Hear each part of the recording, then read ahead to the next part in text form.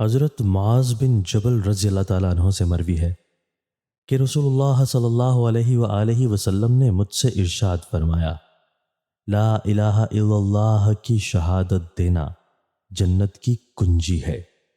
تشریح: اس حدیث میں بھی صرف شہادت توحید کا ذکر ہے،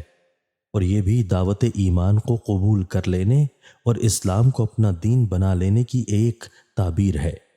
اور یہ بالکل ایسا ہی ہے جیسے کہ اردو محاورہ میں اسلام قبول کرنے کو کلمہ پڑھ لینے سے تعبیر کر دیتے ہیں۔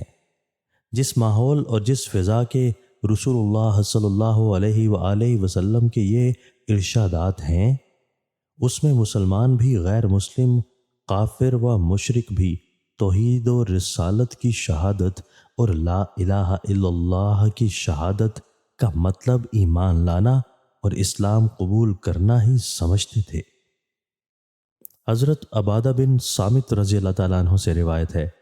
کہ میں نے خود رسول اللہ صلی اللہ علیہ وآلہ وسلم سے سنا ہے،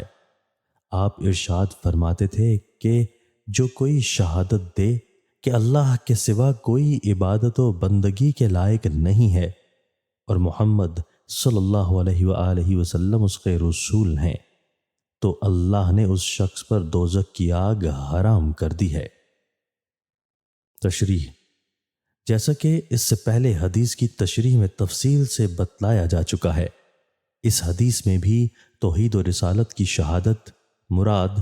دعوت اسلام کو قبول کرنا اور اس پر چلنا ہے۔ اسی کو دوسرے لفظوں میں یوں بھی کہا جا سکتا ہے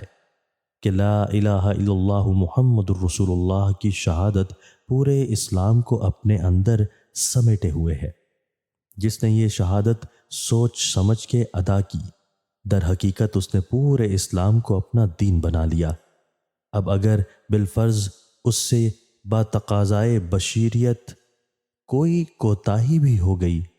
تو اس کو ایمانی شعور، کفارہ اور توبہ وغیرہ کے مقررہ طریقوں سے اس کی تلافی کرنے پر اس کو مجبور کرے گا،